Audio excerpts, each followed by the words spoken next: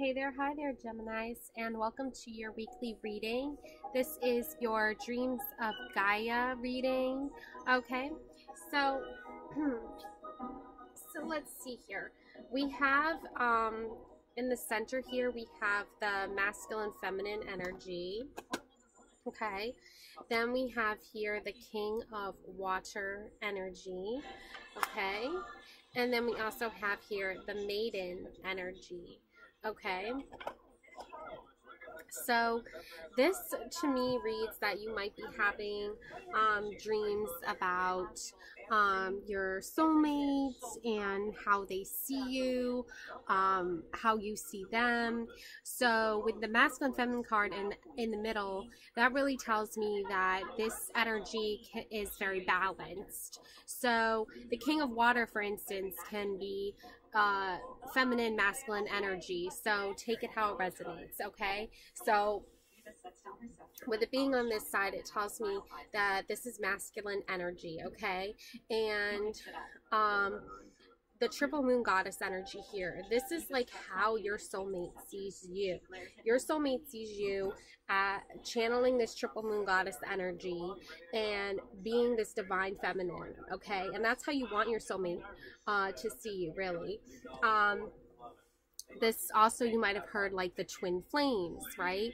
And that's another sort of way into the soulmate energy, okay? And you have the maiden here, okay, with the white bunny. Kind of think of it like Alice in Wonderland, you know? You have this very Alice in Wonderland kind of quality characteristic to you. You know, you are very in tune with like nature. You probably are an empath. You always to your soulmate are like the maiden archetype. The triple moon goddess is the hecate symbol, and that goes from maiden, mother, crone.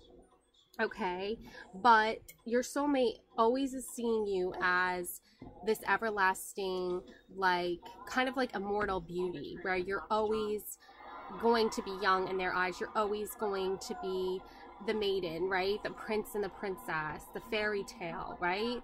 And you know, if you're having dreams about being outside in the woods, right, you know, on this adventure, you know, you see yourself as this young free spirit.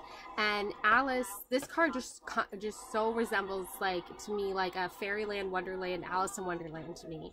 And Alice, you know, she didn't want to get married. She didn't want to have like that whole thing going on, right? She wanted to explore and adventure. And even if you are married, even if you do have kids, you can still channel that energy of like that maiden energy. Like, you're young at heart, I think is what I'm trying to say, is you love the mystical, magical world, and you love exploring it, right? And the white rabbit represents a lot, has to do with representing like, to me anyway, I don't know, everybody can have their own interpretations of this, but in the sense of like dreams and things like that, the white rabbit represents to me like curiosity and the unknown. And like in the Alice in Wonderland movies, the white rabbit's like, you're late, right, for a very important date. But does she look like she's concerned with that? Are you concerned with that? For you, like, I feel like time is important in certain situations, obviously, but also like it is like, I guess, kind of like made to be like a constraint on like your creativity, and like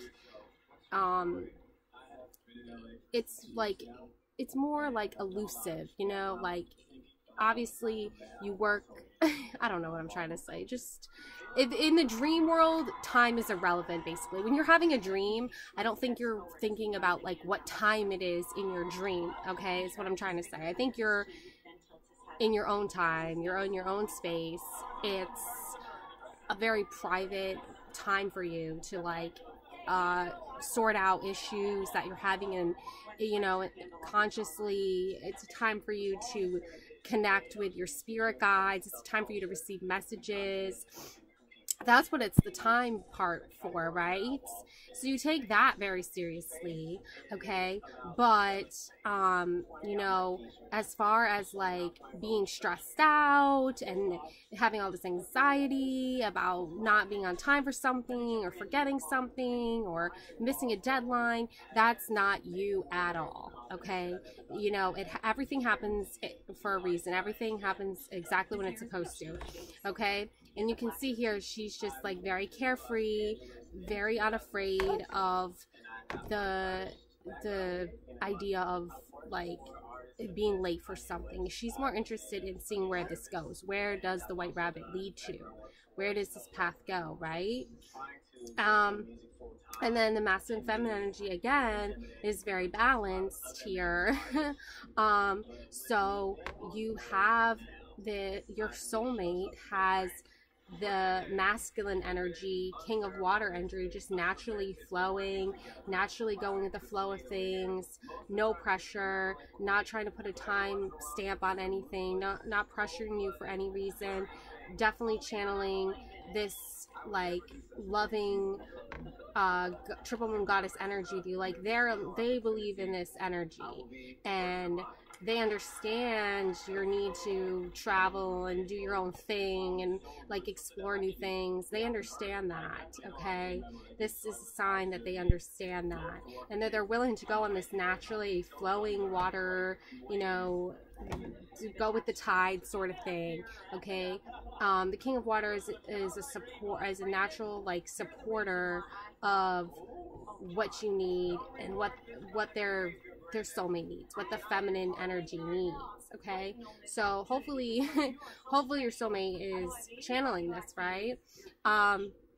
You know, and if you haven't met your soulmate yet, this just means that they are out there, they do exist, and once you meet them and they start talking to you about like triple moon goddess stuff and how you're their goddess and like they love you and they see like you as their maiden, and they understand that the balance needs to be there in order for the relationship to work, then you're gonna know they're your soulmate, okay?